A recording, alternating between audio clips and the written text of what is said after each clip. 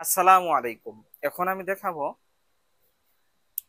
দাতা ভেজাল ও গৃহতা ভেজাল ব্যাখ্যা করো। দাতা ভেজাল কি? যে সব মৌল ইলেকট্রন ত্যাগ করে তাকে বলে দাতা ভেজাল।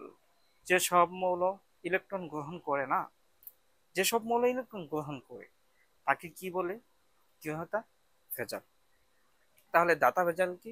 যে সকল মৌল ইলেকট্রন গ্রহণ করে তাকে বলে দাতা ভেজাল। যে সব মৌল ইলেকট্রন ত্যাগ করে তাকে বলে গৃহতা ভেজাল। দেখো এখানে দাতা ভেজাল চারটা তুমি লিখে নিবা। একটা কি? দাতা ভেজাল পঞ্চযোজী মৌল। দাতা ভেজাল পঞ্চযোজী মৌল। পঞ্চযোজী মৌল কি? দাতা ভেজাল পঞ্চযোজী মৌল। পঞ্চযোজী মৌল কি? আর্সেনিক এবং অ্যান্টিমনি। এগুলা কি বলতো? পঞ্চযোজী মৌল দাতা ভেজাল। এস তে কি? আর্সেনিক। এস বি তে কি বলতো? অ্যান্টিমনি। কিন্তু গৃহীতা ভেজাল কি বলতো? ত্রিযোজী মৌল। গৃহীতা ভেজাল হলো ত্রিযোজী মৌল। যে সকল মৌল ইলেকট্রন কি করে বলতো? গ্রহণ করে। এটা কি বলতো? বোরন। এখানে দেখো দাতা ভেজাল এন টাইপ সেমিকন্ডাক্টরে সেমিকন্ডাক্টর গঠনে ব্যবহৃত হয় কি বলতো?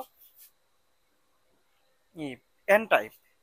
দাতা ভেজাল এন টাইপ সেমিকন্ডাক্টর গঠনে ব্যবহৃত হয়।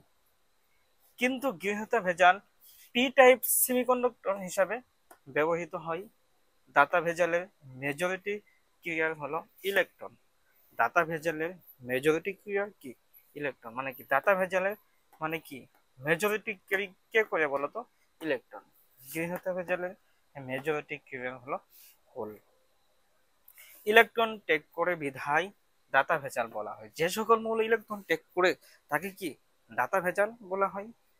পক্ষান্তরে যে সকল মৌল ইলেকট্রন গ্রহণ করে তাকে বলে গৃহীতা ভেজাল। আশা করি তুমি এটা বুঝতে পেরেছো। এইটা আসার সম্ভাবনা 99%। অবশ্যই এটা আসবে। এই অধ্যায় থেকে আমি যেগুলো বোঝাচ্ছি সবগুলাই তোমাদের জন্য ইম্পর্টেন্ট। এখন আমি দেখাবো ইলেকট্রনিক্স ও ইলেকট্রিসিটির ব্যাখ্যা। চলো দেখে নিই।